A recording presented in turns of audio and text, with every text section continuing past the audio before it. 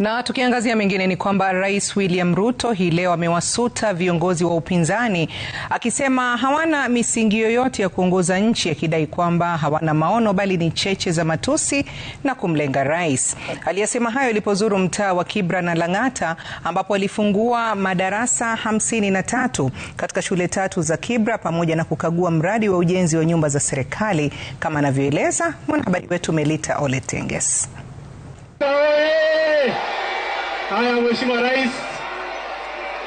Mheshimiwa Rais. Rais William Ruto hii leo alielekeza kampeni zake za kutafuta uungwaji mkono katika maeneo bunge ya Kibra na Lang'ata jijini Nairobi. Katika eneo la Kibra, rais alifungua madarasa katika shule za Ayany, kituo cha masomo cha Raila, pamoja na shule ya Joseph Kang'ethe. Kadhalika alikagua mradi wa ujenzi wa nyumba za bei nafuu huko Soweto na kufanya mkutano wa hadhara katika uwanja wa Undugu. Ni hapa ambapo rais aliwasuta wapinzani wake kwa kukosa misingi thabiti ya kuongoza nchi, akidai kwamba viongozi wa upinzani hawafai kupata nafasi ya uongozi. Wale majamaa kazi yao ni matusi.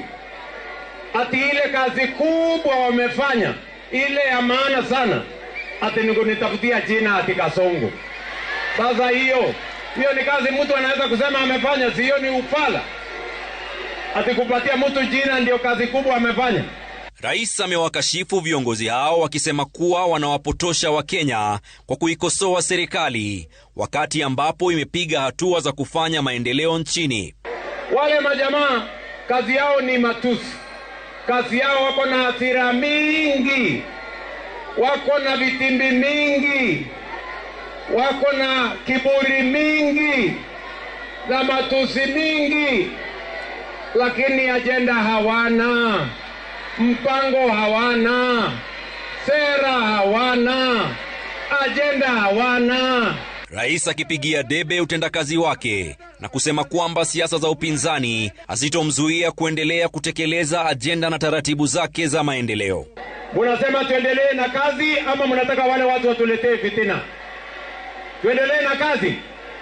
Nijenge mabarabara, nisomeshe watoto, tupange mambo ya afya, tupange affordable housing, tujenge masoko, tufanye hostels, tupange mambo ya kilimo, tupange uchumi.